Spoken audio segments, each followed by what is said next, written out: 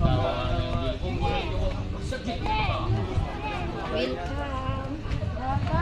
Maayong hapon. Kay suot ako Kristo ni ako karon dinhi sa Bandilahan. Bisa ka ko dito sa tower guys. Karon ni ako dito sa Dakong Cross. Naghikap ko sa Dakong Cross. Pakita ang Dakong Cross. Ni ako karon naghikap ni sa Dakong Cross. Dire. Tulon eh. Sige, kapikas. Ito oso.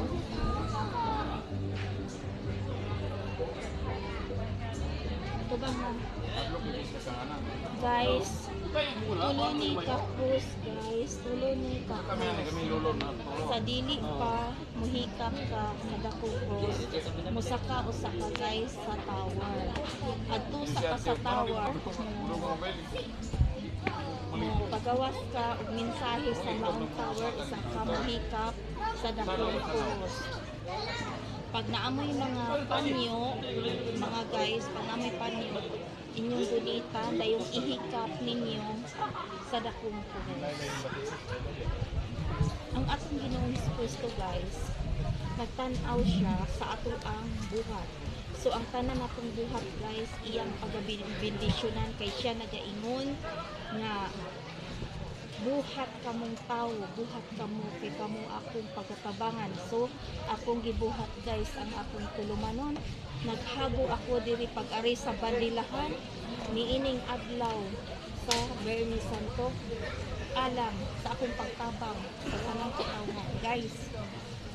O akong ipangayo sa langit ng amahan na iya panlugwayan ang kinabuhi sa akong ginikanan, labi na sa akong pamilya, sa akong mga anak, ako, sa tanan nga nagmahal ka na ako, sa akong mga tanan guys, labi na sa akong mga pasyente, mayong hapon kaninyong tanan. Mao ni ron gahikap ko sa kinadaan na krus. Mao ni siya guys. Kung aduna ka mong panyo, mari gani mo diri atong sa Bernie Santo inyong ihikap sa maong cross kay mao ni siya ang sign nga niduol kaniya, nihikap kaniya. So ang maong cross mao ni ang inyong hikapon guys. Mao ni siya guys, ang cross sa atong Ginoong Kristo guys, sign ni siya guys.